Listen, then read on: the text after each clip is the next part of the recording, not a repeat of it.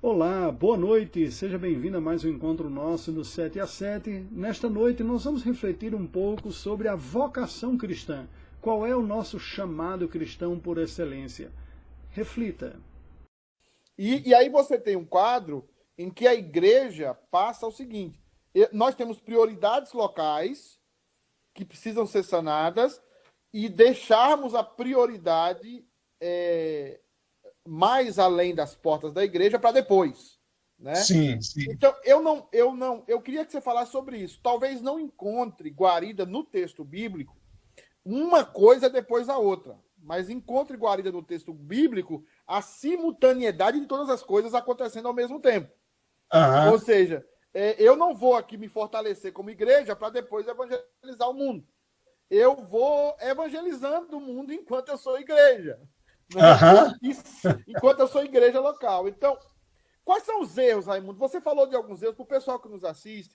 Porque, assim, o que eu quero como pastor, e talvez seja uma utopia, eu quero fomentar missionários de todas as áreas, em todos os momentos. Eu quero que o cara que vai estudar aqui na Tufts, aqui uma universidade de Boston, ou o cara que vai estudar em Harvard, mais lá para Cambridge, no centro, e outras universidades, ele vai se tornar um médico, ele saiba que ele, sendo médico, ele está nesse arcabouço missionário chamado missão da igreja.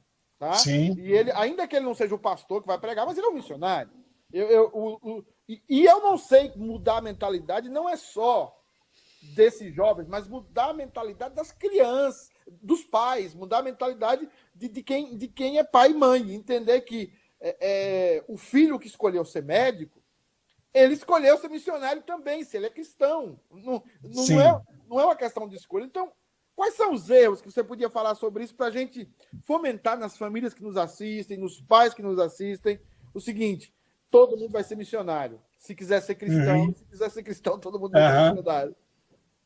Excelente. Não, suas questões dão um papo longo aqui, né? Eu tenho aspirações e tenho comigo inquietações semelhantes à sua, né? Assim, a minha experiência principal tem sido como pastor, né? E com isso a gente visualiza os membros, né, as famílias da igreja. Eu percebo que em um meio tipicamente presbiteriano, a grande ameaça não é um desvio teológico, mas muito mais a secularização, que é um desvio imperceptível. Quando aquele que professa uma fé muito bem checada em termos de declaração, né, ou de confissão, não condiz com os valores que constrói a sua semana, o seu dia a dia. Não é? Muitas vezes os irmãos que professam a fé dominical muito bonita, eles têm o coração dominado pelos mesmos temores, desejos e aspirações de um ímpio, de um não cristão. A diferença é que ele conserva um padrão ético, ascético em algumas medidas, não faço algumas coisas, e por isso eu me considero cristão. Então, certamente é preciso ter uma teologia de missão e de vocação mais clara, formada na vida da igreja.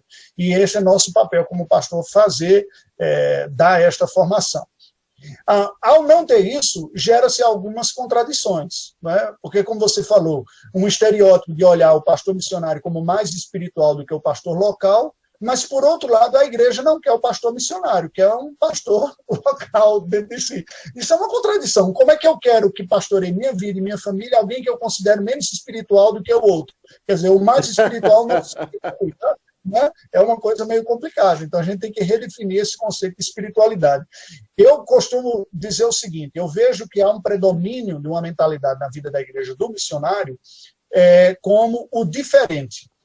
Algumas pessoas o veem como muito espiritual, corajoso e dedicado. Outros veem como um pouco inconsequente, quem não se ajusta no sistema. É meio exótico. Às vezes eu chego até a dizer que o missionário no Brasil é o hippie que se converteu. Né? É um cara que pegava um violão, fumava um baseado, se juntava numa rodinha, tocava música. Ele converteu, tem Jesus agora ele pega o violão, senta numa roda e compartilha o evangelho. Mas é alguém que anda meio à margem ainda da sociedade ou daquilo que está estabelecido. Então, nós precisamos de ministérios e de pessoas que sejam missionários não à margem, mas missionários na estrutura da sociedade. na universidade, na escola e tudo. Em razão disso, eu acabei fazendo, nessa época de pandemia, uma série de entrevistas. Aí eu vou fazer a propaganda, se alguém tiver interesse, né? No meu canal no YouTube, aí, Rai Montenegro, que foram com profissionais de diversas áreas do saber, tanto da academia quanto da profissão. Com cada um deles, nós debatemos o desafio. Como é ser um cristão nessa área? Quais os desafios? Quais as oportunidades que tem? Eu penso que esse é o tipo de reflexão que a gente precisa fazer. E aí, falando para a igreja, o ponto é o seguinte: como eu relaciono a minha fé à minha vida? Como eu relaciono a minha fé com a minha qualificação? De que maneira a minha instrução definiu a minha maneira de interpretar a vida e de que forma a fé afeta isso? E, para concluir, dentro disso, de que maneira eu posso ser o profissional, o agente social que a providência divina me colocou, como testemunha de Cristo e como discipulador. Não é? E aí, para fechar, outra questão, que você juntou várias questões numa só, essa semana eu acabei soltando, todo dia eu tenho produzido uma pequena devocional para os membros da igreja, de 7 minutos, eu fiz toda ela no livro de Atos dos Apóstolos. E a primeira, que foi da segunda-feira, se baseou exatamente nesse texto de Atos, quando Jesus diz: sereis minhas testemunhas, tanto em Jerusalém como em toda a Judéia e Samaria até os confins da terra. Se você perceber, o livro de Atos dos Apóstolos nada mais é do que a demonstração de como a igreja parte do ponto de ser um grupo de 120 pessoas, judeus, amedrontados lá em Jerusalém, até se tornar uma comunidade universal, levando o evangelho a todos. Agora, a saída de Jerusalém, Judéia e Samaria até os confins da terra não foi um processo natural nem fácil. Foi um processo, foi curto, porque foi uma geração, apenas basicamente o livro de Atos cobre, mas foi intenso e doloroso.